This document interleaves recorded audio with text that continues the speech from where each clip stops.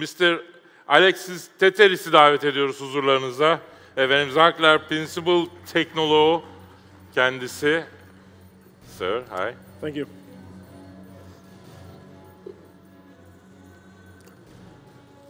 So, good evening to all. I know it's really late and we're super over the agenda time, so I promise to make this as least painful as possible. So, what I basically want to talk to you guys today is a little bit about some of the challenge. Oops, sorry. Let's go back a little bit. Okay. So I want to talk about the CIO challenge, about how to secure a cloud-first network. I do know that within Turkey, and this morning I've been talking to some people saying, what is Zscaler doing in Turkey where the adoption of cloud is a little bit behind what we're seeing in the rest of Europe and in the US? And I really think it's not a matter of when or if it's going to happen. I just think it will happen probably a little bit later. But cloud will eventually come. And I think big things like Office 365 are really driving that change of behavior in the adoption of cloud. So a little bit about myself. I joined Zscaler 6 months ago. I was a head of infrastructure at a large Swiss chemical company. And I did a 4-year journey to the cloud, going from a very on-premises data center with everything within the data center, zero cloud, very resistant to the internet, and really deploying that whole strategy during out the 4 years. So, but actually, before getting into my own story, I wanted to talk to you guys about one of our main customers, which is Siemens. So a gentleman called Fredrik Jansen, who is also the head of infrastructure at Siemens. And what I basically want to say is, if a monster company like Siemens is able to do a cloud transformation, I don't think there's absolutely any reason why any other company should not. So let's listen a little bit to Fredrik. Hopefully you've heard of Siemens before. We have around 350,000 Siemens employees, which get routed day by day through Zscaler to the internet in about 192 countries. And you can add a good 30,000 to 40,000 additional users, which are external contractors, also leveraging our infrastructure to do work for Siemens. There were many drivers which were triggering us to rethink. One, security, that we are making sure that we get the best possible security for internet-facing applications. Secondly, that we drive down costs, because we have to fundamentally re-architect our environment to be also fit for purpose. And last but not least, but even the most important topic and thing I would say, is the user experience and user expectations. Our decision was to use local internet breakout to directly move traffic to the internet and also flow through the Zscaler gateways so that we get network protection and all the value adds they can provide to us. We expect cost savings of up to 70%. When it came down to the Zscaler decision, of course, it is a certain, I would say, level of trust you need towards your partner to run your entire internet traffic over their solution. In fact, we said we will end up with much higher resiliency if we let them manage this for us than just relying on our own data center capabilities and their availability. So that was Siemens, but I think any big customer, any big enterprise customer has exactly the same challenges. So it's mobility, it's people are no longer working from the office, people are working from anywhere. We're talking about going into cloud, tools like Office 365, Salesforce, and others. And also the user experience at the end of the day is what really matters, and getting that competitive edge to our business. So I really like to look into this like a big wave. I don't think digital transformation is if it's going to happen. It's just going to be when it's going to happen. And even in complex countries, and I know in Turkey we have some difficult regulations with the government and so on. Even in countries like Turkey, it will happen. And I think my vision is that within the next 2, 3, 4 years, there will be a mass migration to cloud for the country.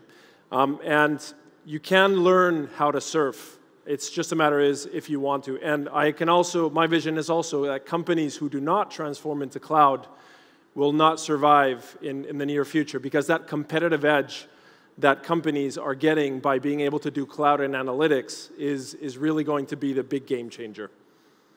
So the drivers, as I said, we really see that there's two drivers in the industry. So one is mobility, so being always on, always connected. People are working from Starbucks, from a hotel. I travel 4 or 5 days a week. I work from wherever. So I work on my iPhone, I work on my iPad, I work on my laptop. It doesn't matter where I am. And I just want to always be connected and have that best user experience possible. And the second of all is cloud. And I've heard some discussions today around IoT, around general usage of cloud and applications. So the real power and the real edge that a lot of companies are getting is to that agility of being able to simplify the way you do IT, but also the way of being able to do that, the capacity analysis and big data analytics. So, and you can see most of the big companies out there, Office 365, Salesforce.com, AWS, Workday, everything is going into the cloud. And that's really where the industry is going. I don't know any single customer who wants to continue owning a data center. It's not part of your core business, so better let the professionals do that. So challenges of running a larger enterprise. So this is an example of what I had to manage during my 4-year plan. So I had a lot of growth through acquisitions. I was managing at the end up to 20,000 users. So we acquired a lot of smaller companies. We had a very big complexity by nature. So all those acquisitions not being able to really integrate the companies and having those security risks on top of that. We had that castle and moat architecture, which is basically all your sites connect to a central data center, a central hub, and from there you connect your users to the internet. So that worked 10, 20 years ago, but today it's no longer an efficient model. So, and then obviously each business unit had its own applications. Some didn't share, others did. Very decentralized and very complex to manage, and obviously also the security risk on top of that to manage.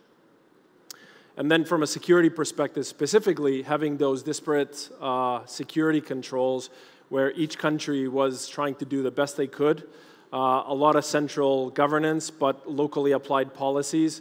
So when things like GDPR came into play into the market, that really was a big game changer because we really did need to ensure that the assets of the company were well protected. So then looking a little bit into the architecture perspective, so I had 5 different data centers, I had 12 regional internet breakouts, different email systems including Lotus Notes and an on-prem Exchange server. I had more than 80 in-country network providers and 3 different VPN solutions. So real messy situation, and we needed to fix this as quick as possible with a minimal cost.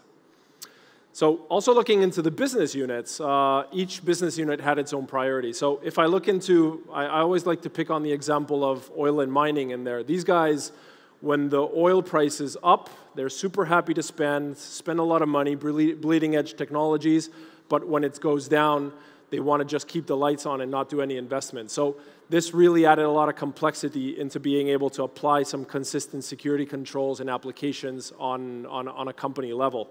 So that's when we really decided to go into something that was more software as a service in a cloud where we had to pay just on a per user, and we could really up or down our security level based on the amount of money that the business wanted to invest.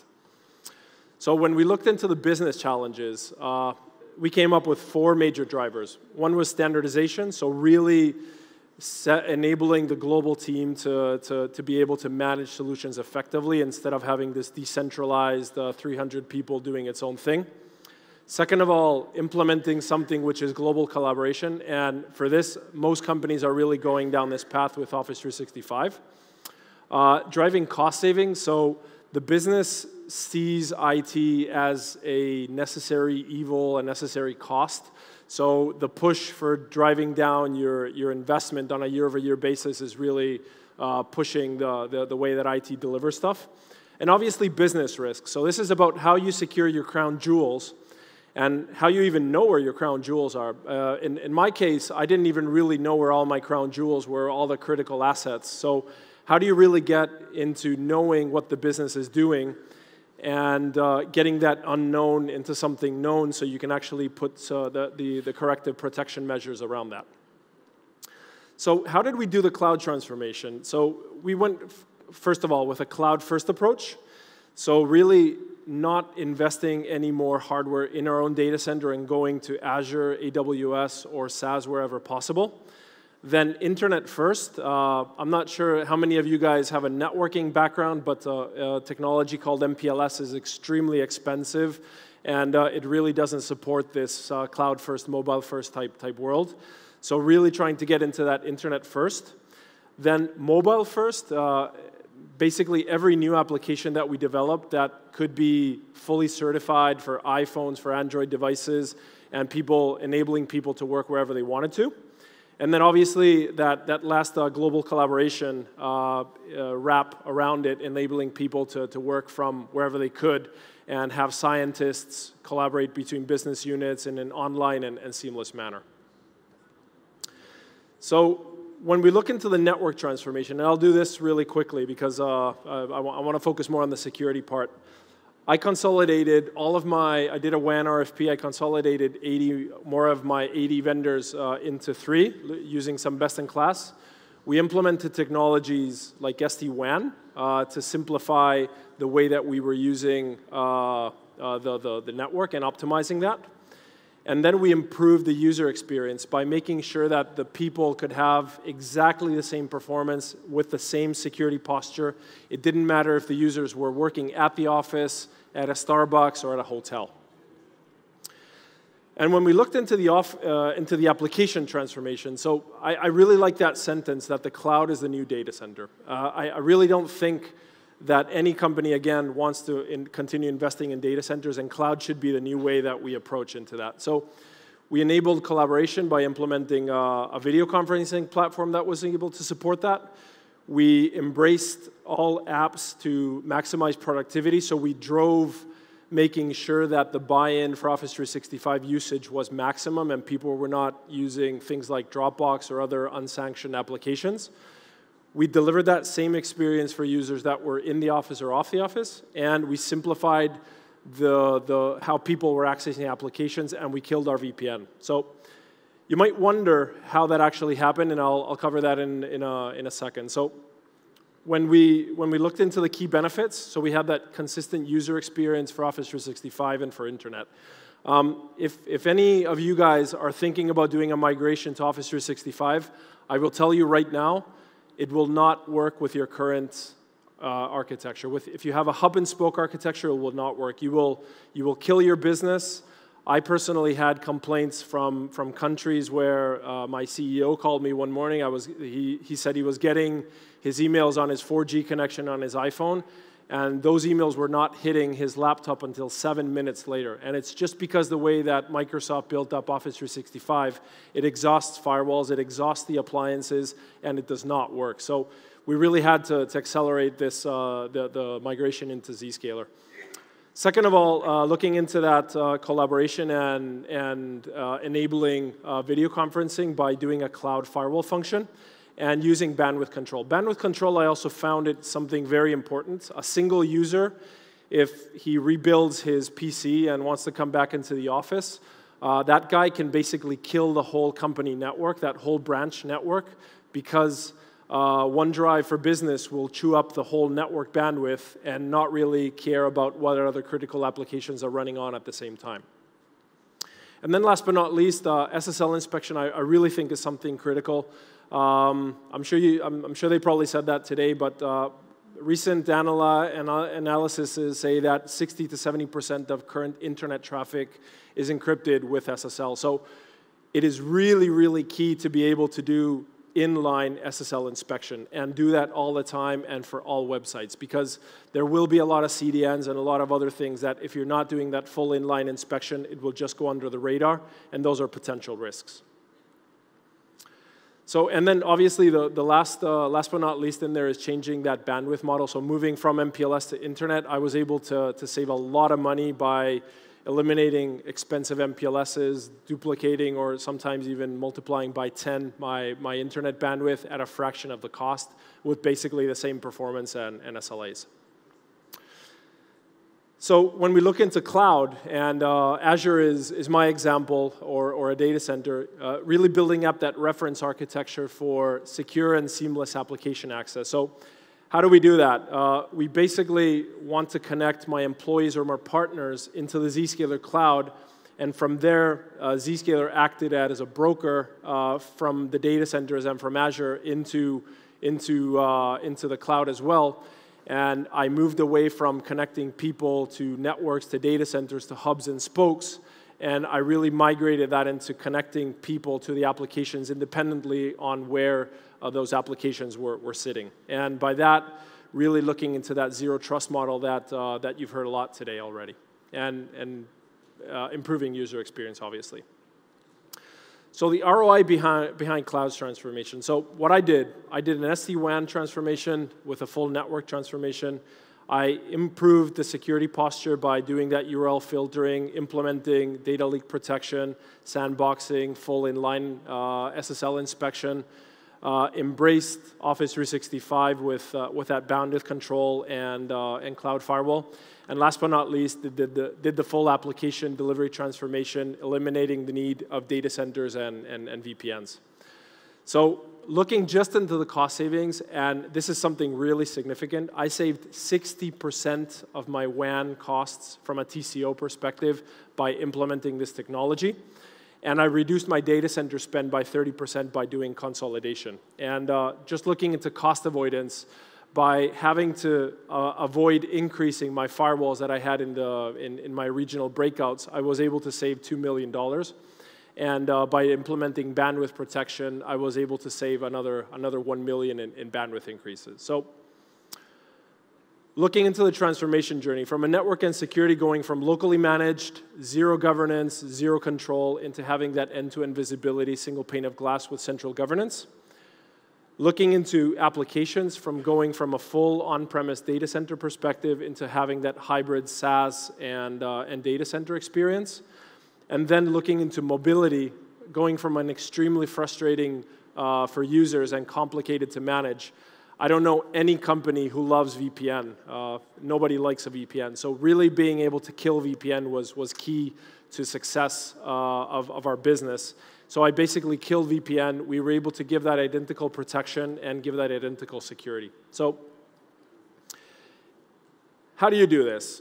So just to walk a little bit about Zscaler. I know within Turkey it's not a very well-known company. It is really the leader in the magic quadrant of Gartner in the software gateway space, so in cloud firewalling for 8 years in a row. So the new one just came out, I think like a week ago. We have more than 300 of the Fortune 2000 companies in our scope, more than 3,000 companies.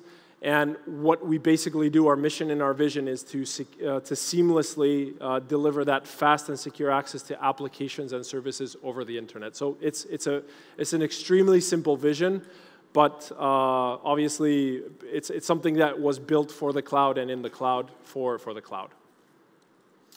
So it stands for Zenith of Scalability. And just to give you guys a little bit of background on why we actually say that. So you heard Siemens before. So these guys have more than 185 countries supported, where we are basically securing all of their traffic. When we look about locations protected, we have some customers with more than 11,000 locations protected. MCNC has more than 1.3 million users protected by us. And just looking into metrics from Office 365, one single customer is generating more than 83 terabytes of traffic on a monthly basis. So it is really huge, and it doesn't matter if tomorrow we onboard another 1 million users, the platform is fully built up for scale. And just looking into the transactions, threats, and updates that are having per day, it is really massive. One thing I will say about the updates is that if there is a next NotPetya or a WannaCry breakout, as soon as that patient 0 is infected, or let's say better, captured by the sandbox and is detected as a real threat, the whole Zscaler landscape, the whole customers, the millions of customers that we have will immediately be protected. So the risk of having another massive global attack is really reduced because of this day zero and cloud effect.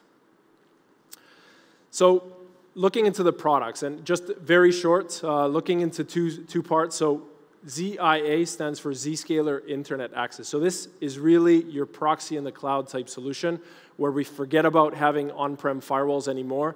And what we are basically really interested is connecting those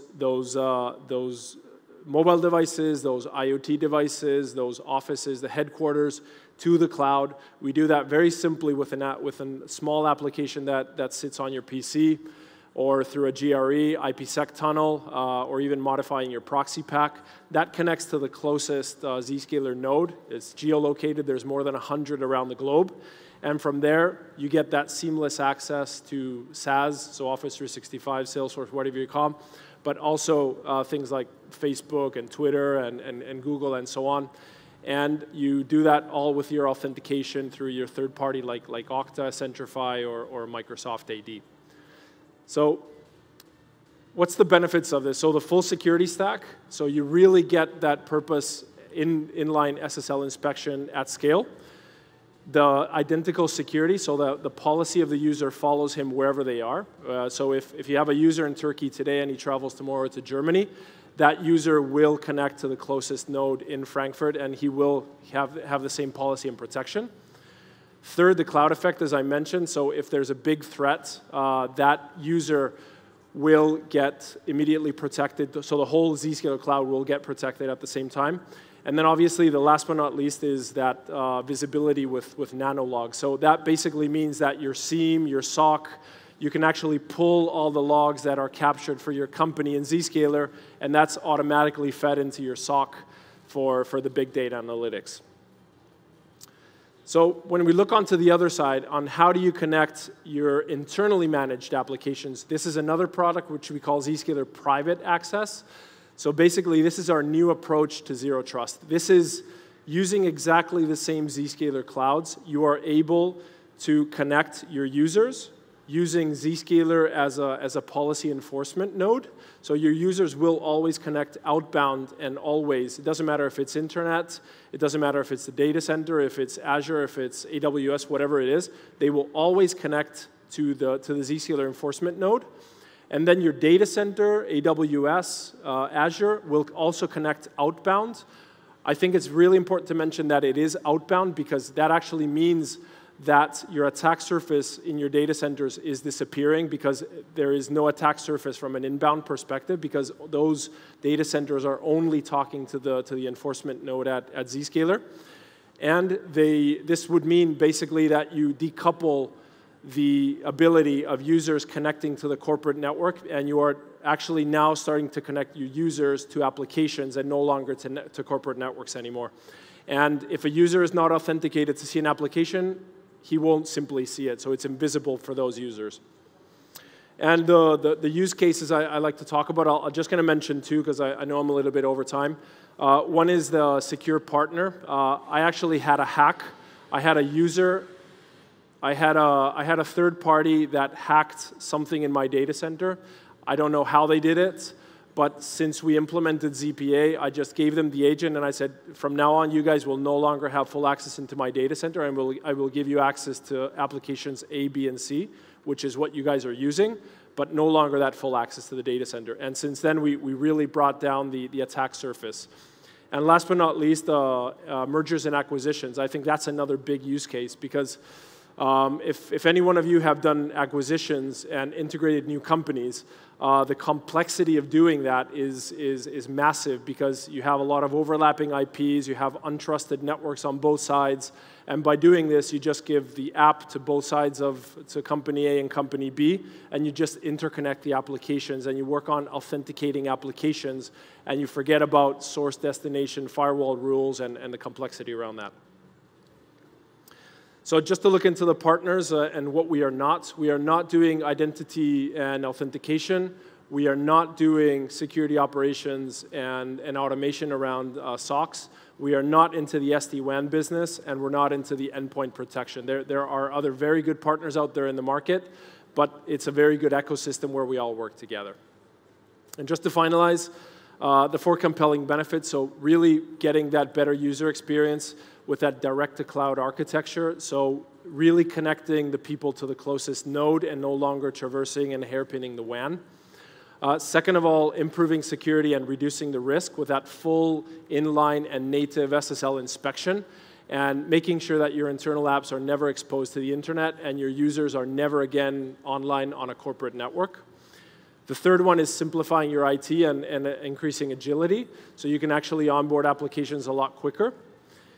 And the fourth one in there is eliminating a lot of network and network security costs by reducing your WAN and also reducing the need to buy appliances at all your sites.